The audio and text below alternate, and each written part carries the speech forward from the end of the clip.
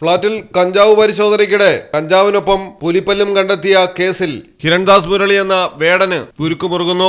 വേടന്റെ പക്കൽ നിന്ന് വനം വകുപ്പ് പിടിച്ചെടുത്ത പുലിപ്പല്ല് യഥാർത്ഥ പുലിപ്പല്ല് തന്നെയാണെന്ന് ശാസ്ത്രീയ പരിശോധനയിൽ സ്ഥിരീകരണമായതോടെയാണ് വേടന് വിലങ്ങ് വീഴാൻ പോകുന്നത്. കൊൽക്കത്തയിലെ സുവോളജിക്കൽ ലാബിൽ നടത്തിയ പരിശോധനയിലാണ് വേടൻ കൈവശം വെച്ചിരുന്ന പുലിപ്പല്ല് ഒറിജിനലാണെന്ന് വ്യക്തമായത്.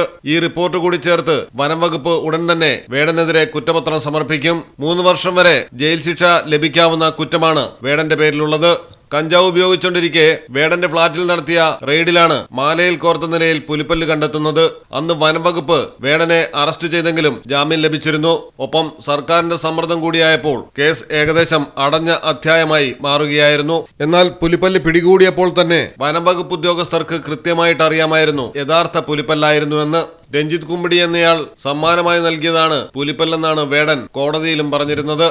ഇയാൾ തമിഴ്നാട്ടുകാരനാണെന്നും അതല്ല ശ്രീലങ്കക്കാരനാണെന്നും മലേഷ്യക്കാരനാണെന്നും പ്രവാസിയാണെന്നും ഒക്കെ സൂചനകളുണ്ട്. എന്നാൽ ഇതുവരെ രഞ്ജിത്ത് കുമ്പിടിയെ കണ്ടെത്താനായിട്ടില്ല. ഭരണം നഷ്ടമായി പാർട്ടി സെക്രട്ടറിക്കൊന്നും ഇനി ഒരു അധികാരവുമില്ലാത്ത അവസ്ഥയായതോടെ വേടന്റെ കാര്യത്തിൽ കൃത്യമായ നിയമ തീരുമാനമുണ്ടാകുമെന്ന കാര്യം ഉറപ്പാണ്. News desk Malayalam television. നിങ്ങൾക്ക് എത്ര പേർക്കറിയാം നിങ്ങളുടെ കുഞ്ഞിന്റെ ആദ്യ കാതുകുത്ത് പവൻ ഗോൾഡിൽ തികച്ചും സൗജന്യമാണെന്ന്? പവൻ ഗോൾഡ് തിരൂർ.